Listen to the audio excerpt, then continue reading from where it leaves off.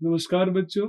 आज के इस वीडियो में हम सिलिकॉन कंट्रोल्ड रेक्टिफायर के एक स्पेशल एप्लीकेशन की बात करेंगे और उसी एप्लीकेशन के बिहाफ पे हम सिलिकॉन कंट्रोल्ड रेक्टिफायर को कैसे आपस में कनेक्ट करते हैं और क्यों करते हैं समझेंगे। तो अगर मैं टॉपिक को डिस्क्लोज करूं तो आज का हमारा टॉपिक है series operation of silicon controlled rectifier. Introduction से आपने समझ लिया होगा कि स्टार्टिंग में मेरे पास जो सिलिकॉन कंट्रोल्ड रेक्टिफायर की हाईएस्ट रेटिंग थी वो क्या थी, आपको याद होगा बच्चों। 1957 में सिलिकॉन कंट्रोल्ड रेक्टिफायर को हमने इंट्रोड्यूस किया था और अभी तक जो हमारे पास एक डेटा के अनुसार जो हाईएस्ट ऑपरेटिंग वोल्टेज है वो 10 किलो वोल्ट है। 3000 एम्पियर मींस 3 के एम्पियर मेरा करंट रेटिंग है। और सिमिलरली बच्चों जो पावर हैंडलिंग कैपेसिटी है इन दोनों को मिलाएंगे तो दैट इज अबाउट 30 किलोवाट। अब मेरा क्वेश्चन आपसे ये है कि क्या अभी तक जो वोल्टेज में ऑपरेट करता हूँ इस पावर इलेक्ट्रॉनिक्स को यूज करके क्या वो मैक्सिमम 10 के ही है। आप स्वाभाविक है इस बात को समझ गए होंगे और आप बोलेंगे नहीं सर, इवन हम तो ट्रांसमिशन नेटवर्क में 7,65,000 मीन 765 केबी का ट्रांसमिशन कर रहे हैं। हम अगर डिस्ट्रीब्यूशन सेक्शंस में भी देखें तो 33 के बी 11 के बी का डिस्ट्रीब्यूशन कर रहे हैं। तो सर ये 10 के तो बहुत कम वोल्टेज रेटिंग है। मींस अगर मुझे सिलिकॉन कंट्रोल्ड रेक्टिफायर को इस 10 के से हायर वोल्टेज रेटिंग के लिए ऑपरेट करना होगा तो मुझे सिलिकॉन कंट्रोल्ड रेक्टिफायर को आपस में कनेक्ट करना होगा। अब मेरा सवाल आपसे ये है कि जब मुझे वोल्टेज डिमांड को बढ़ाना हो, वोल्टेज हैंडलिंग रेटिंग को बढ़ाना हो, तो हम डिवाइस को सीरीज में कनेक्ट करते हैं कि पैरेलल में। आप सोच के मुझे जवाब दीजिए। मुझे उम्मीद है आपने सोच लिया होगा और आपने सही सोचा, हम उसको कनेक्ट करते हैं सीरीज में। और इसीलिए आज का हमारा टॉपिक है series operation of silicon controlled rectifier.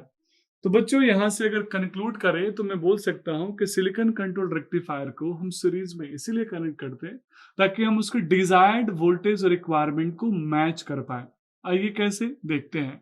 मेरे पास दो सिलिकॉन कंट्रोल्ड रेक्टिफायर है, आप सब पहले से जानते हैं, एनोड, कैथोड और गेट। तो मैं यहाँ पे बहुत ज्यादा इसको डिस्कस नहीं करूंगा, बस यहाँ मैं मेंशन कर देता हूँ ये तीनों टर्मिनल के बारे में।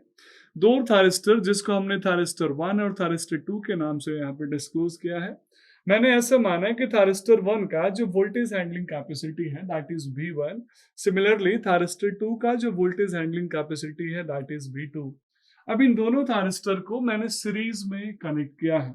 अब मेरा सवाल फिर आपसे है कि आपको कैसे पता कि हमने सीरीज में कनेक्ट किया है। तो आप दो रेसिस्टर को सीरीज में कनेक्ट करना जानते होंगे और आप यहाँ बोल सकते हैं कि सर जब करंट का पाथ कॉमन हो, जब दोनों में सेम करंट फ्लो हो तो स्वाभाविक है हम सीरीज कनेक्शन बोलते हैं, या फिर एक का जो एंड होता है और दूसरे के स्टार्टिंग से कनेक्टेड हो तो उसको भी हम सीरीज कनेक्शन बोलते हैं। तो इन दोनों थारिस्टर को जब मैंने सीरीज में बोला, जोड़ा, तो टोटल जो वोल्टेज हैंडलिंग कैपेसिटी है वो हो गई भी। और यहाँ मैं लिख सकता हूं बच्चों V is equal to V1 plus V2।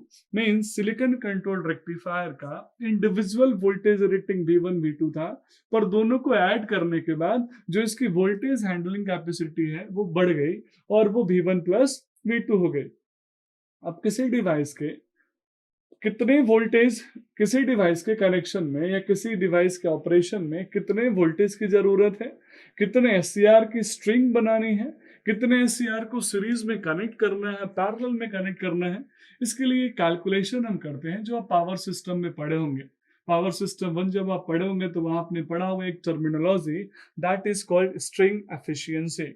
आपको याद होगा हम डिस्क के, इस डिस्क में इंसुलेटर डिस्क की मैं बात कर रहा हूँ, सस्पेंशन टाइप डिस्क की बात कर रहा हूँ, जहां पे हम स्ट्रिंग्स बनाते हैं डिस्क के, इंसुलेटर्स के, और वहीं पे हम कैलकुलेट करते हैं स्ट्रिंग एफिशिएंसी।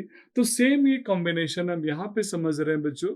यहाँ हम कैलकुलेट करेंगे स्ट्रिंग एफिशिएंसी। स्ट्रिंग एफिशिएंसी का एक मैथमेटिकल फॉर्मूला आप याद रखिएगा बच्चों। अगर वो सीरीज कनेक्शन के लिए यूज करेंगे तो वोल्टेज हैंडलिंग कैपेसिटी, और अगर वो पैरेलल के लिए यूज करेंगे तो करंट हैंडलिंग कैपेसिटी। तो डिवाइस का एक्चुअल वोल्टेज या फिर करंट रेटिंग होगा वो किसका, होल स्ट्रिंग का। मीन्स मेरे पास जितने भी एस को मैंने जोड़ के स्ट्रिंग्स बनाए, मैंने सीरीज में कनेक्ट किया, उन सभी एस का जो एक्चुअल वोल्टेज या करंट जो रेटिंग होगा एस का, उसको मैं डिवाइड करूंगा दो एलिमेंट के प्रोडक्ट से, और वो है इंडिविजुअल वोल्टेज या करंट रेटिंग, यानी हर डिस्क का इंडिविजुअल वोल्टेज या करंट रेटिंग, और साथ में कितने डिस्क मैंने यहाँ सीरीज में या फिर कनेक्शन में यूज किए हैं, तो मैं बोल सकता हूँ number of SCR in string. एक छोटा सा एग्जांपल मैं ले लेता हूँ बच्चों।